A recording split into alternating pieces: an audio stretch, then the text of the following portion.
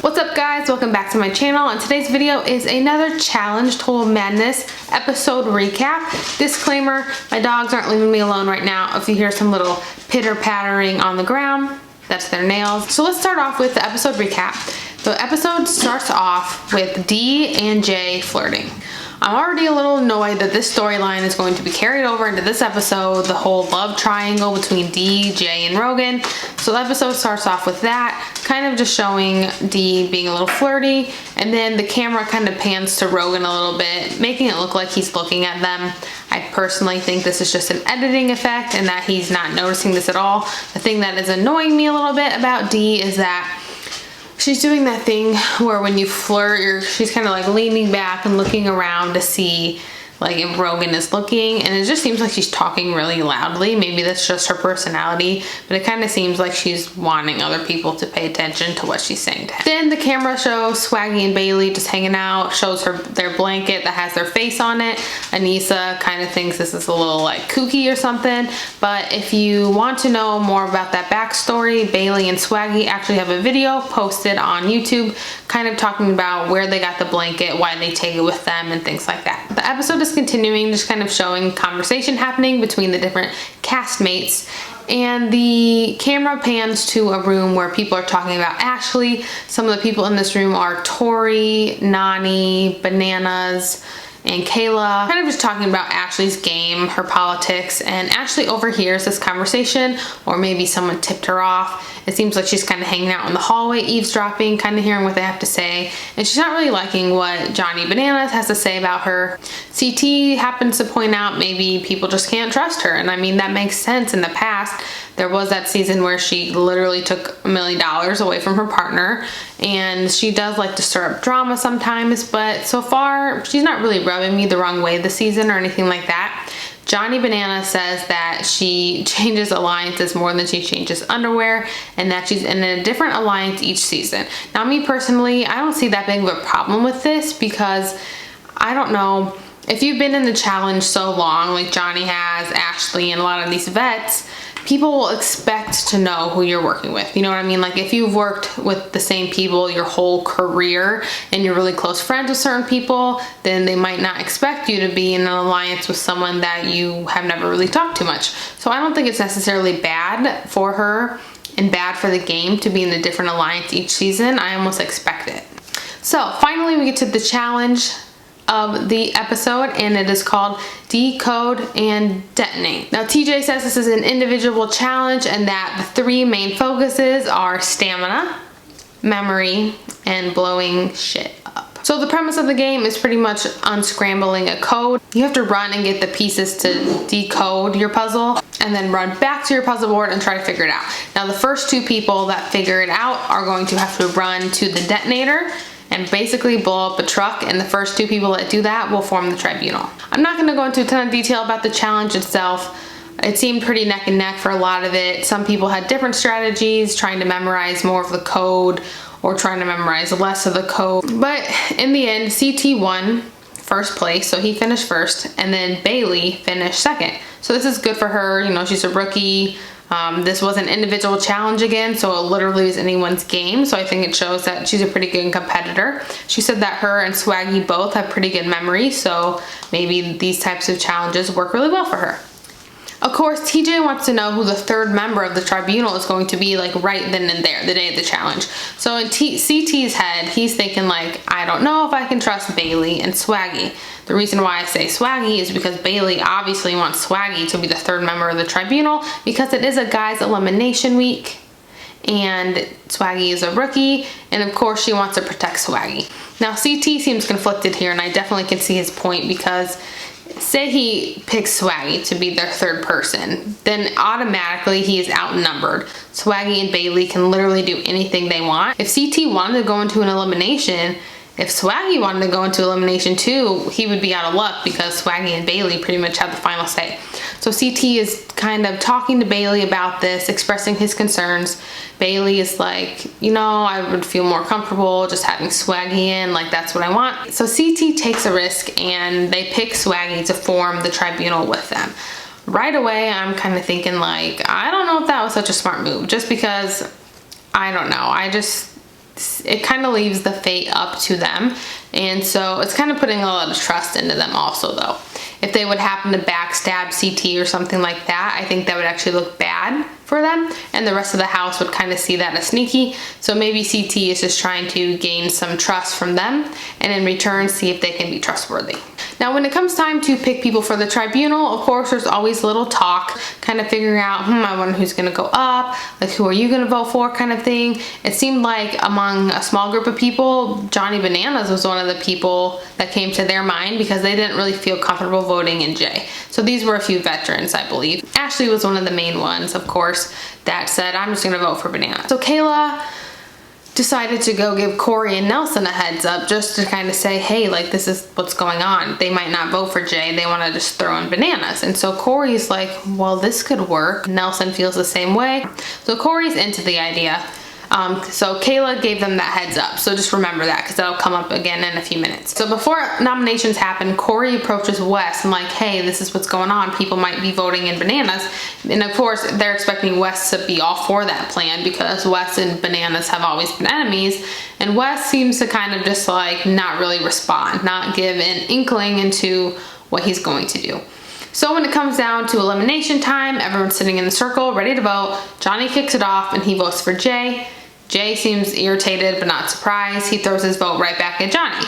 So to me, that's kind of just a way of saying like, well, screw you, I'm gonna vote for you. But then as things start to move along and the people go around the circle, more and more people start saying Bananas. Dee being one of the first people to vote for Bananas other than Jay, because she says that she wants to keep Jay around because she thinks he's cute and wants to get to know him. To me, that was like a weird thing to say during the elimination circle. Again, it just seems like she wants people to know that she has a crush on him, and by people, I mean Rogan. So things are going around. We're 8 votes in, and right now it's 5-3. 5 votes Bananas, 3 votes Jay. So Bananas at this point, I think, is thinking that, oh shoot, like I might be going in. So then it's Jenna's turn to vote. She doesn't want to vote for either Jay or Bananas, so she says she's gonna burn her vote on Nelson. The problem is other people kind of like her thought process and start saying Nelson. So Josh, Nani, and then Casey all vote for Nelson. So now Nelson has 4 votes. So at this point we have 4 votes for Bananas, 3 votes for Jay, 5 votes for Nelson, and then 1 vote for Jordan because Jordan voted himself in. So now we have 5 votes. Now we have 5 votes Bananas, 3 votes Jay, 1 vote Jordan because he voted himself in, and then 5 votes Nelson. So now I'm like, now there's 4 people that have been said so far. And then it gets to Wes, and of course, you know, people probably assume Wes is gonna say Bananas, and Wes kind of uses strategy or a numbers game as the reason why he's making his vote, and then he goes ahead and says Jay's name. So at this point, Jay and Johnny are tied at 5 votes each, and it comes down to Melissa to vote, and she votes for Jay. So Jay is going into elimination, and of course doesn't know who he's going against yet because the tribunal has to pick their 3 people to narrow it down and to interview them and then decide who they want to throw in. So the 3 names that they say are Rogan, who had been asking to go in, Bear, they say because he likes the attention, and Nelson. Not sure why they said Nelson, maybe because he did get some votes during the nominations, but those are the 3. Bear, Nelson, and Rogan. And of course Rogan is pretty much begging to go in. 1, he wants to get his red skull, and 2, he wants to beat Jay. So before the actual elimination purgatory, they all have a night out on the town. They dress up, they go out. I think the purpose of showing this night out is just showing the fact that they got out of the bunker and for more drama between the triangle of Dee, Rogan, and Jay. So they're out and about. Dee is flirting with Jay. They get a little handsy. They start making out. People are making a scene. Rogan notices and it seems to bother him. Later on, when they get home, Rogan tells Dee that it hurt his feelings and he doesn't like it. And Dee says she wasn't doing it just to hurt him. She wasn't doing it just to make him mad. Like, yeah, she is. Personally, I'm very over this drama already, and I hope that it ends soon. based on some spoilers I saw, it seems like it might end soon, and I'm kind of ticked off about the spoilers. I hate spoiler accounts. It used to be such a big surprise, and then if you scroll through the hashtag on Twitter or Instagram, sometimes you see things you don't want to see. So if you don't want to see spoilers, I recommend not following things on social media. I don't know who wins the season or anything like that, but I do know which of those two get eliminated first. So we get to the Purgatory Elimination Challenge. Of course, the tribunal hasn't said who they were going to throw in yet. I think Rogan is hoping it's him. So despite Rogan asking CT to throw him in, CT decides he wants to go in himself. So the Purgatory Elimination Challenge is called Take Shelter. Okay, so basically what they have to do is they have to lock their opponent into a bunker. Now, in order to lock them in, they are trying to pretty much barricade this bunker with as much material as they can. So there's like cinder blocks, there's ropes, there's like barrels. So they're pretty much trying to lock someone in so that they can't get out. The first person that can open their bunker and get out to ring the buzzer is the winner. So the better you lock them in, the harder it will be for them to get out. Now it mentions you have to open the door all the way in order to ring the bell, in order to hit the buzzer and win. So some of the materials, of course, are very heavy, so there could be a couple different strategies here. You could do it just piling as much material as you can, so you can't even get the door open. You could use ropes and different knots and things like that. Right away, I'm thinking CT has the advantage in this one, but I'm not gonna rule Jay out.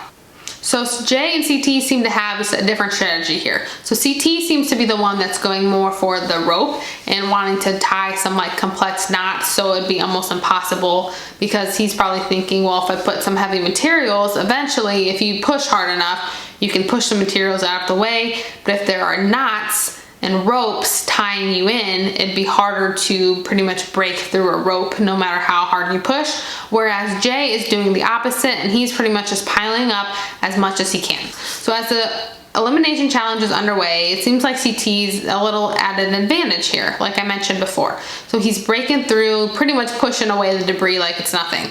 So it seems at this point that CT is going to be the winner. Jay did put some chains around CT's bunker, and CT's pretty much just like, okay, I'm moving most of the stuff out of the way. I got these cinder blocks out of the way so I can get out and ring my thing. But the key here is you had to open the door all the way. And so the door won't quite open all the way, and somehow Jay makes it out and he rings the buzzer. And somehow Jay just beat CT. At this point, I am very conflicted. CT has always been one of my favorites. Like if I have to pick out of CT, Wes, and Bananas, like the OGs, you know, I usually would always have CT be my number one. He's really kind. Most of the time he stays out of drama. I mean, back in the day, he was a little more rowdy, but I really like CT and I always root for him. But I've also been rooting for Jay recently too, because I hate when people just automatically vote the rookie in every time, especially when he's been proving himself, especially now after winning 2 eliminations. I'm wondering if next time he's just going to get voted in again, because that kind of thing kind of irritates me. It's like, you earned your stripes, in my opinion. And then Banana still calls Jay the weakest player, and I'm like, okay, well now he has 2 elimination wins. Clearly he has some endurance, some stamina, and can be even the best competitor, so I wouldn't call him the weakest right now. So we'll see how things work out in the future, but basically the episode ends with Jay admitting that he's a challenge super fan, and it's like one of his dreams to go against someone like CT. And CT says not to make it weird. One thing I did like in CT's exit interview, he kind of mentioned that he needs to do some more training. He really wants to come back better than ever. So, of course, he's not as in good of shape as he was in the past. This comes with getting older. You have to be more disciplined. Otherwise, you know, you kind of fall off the wagon easier the older you get. And I think CT was kind of just hoping to use his politics and his strength to get him to the final. But he's realizing now there are a few things he can work on. So I'm crossing my fingers that CT will be back next time. So I hope you enjoyed this weekly recap video. Again, I'm sorry for getting this up late. There's been a lot going on in my life right now. My goal is to watch the episode on Wednesdays, film either on Thursday or Friday and get it up by Friday night or Saturday morning at the latest. I know other channels usually get their recaps up sooner, but I don't have any professional lighting or anything like that in my house, and so when the episode's over at night and stuff, my lighting, like just my ceiling lights, are really ugly and orange looking, and so I like to just film when I have natural light, and I do work all day, so by the time I get off, my lighting isn't great. But let me know your thoughts on this week's episode. Let me know who you think is going to get eliminated next, if you think Jay is going to be thrown in again next time. And if you have any other questions, let me know below. Otherwise, subscribe if you haven't already, and I will see you in my next video. Bye. Am I interrupting? Yes. Am I interrupting? You are interrupting. All right. I'm gonna put that in, just so you know.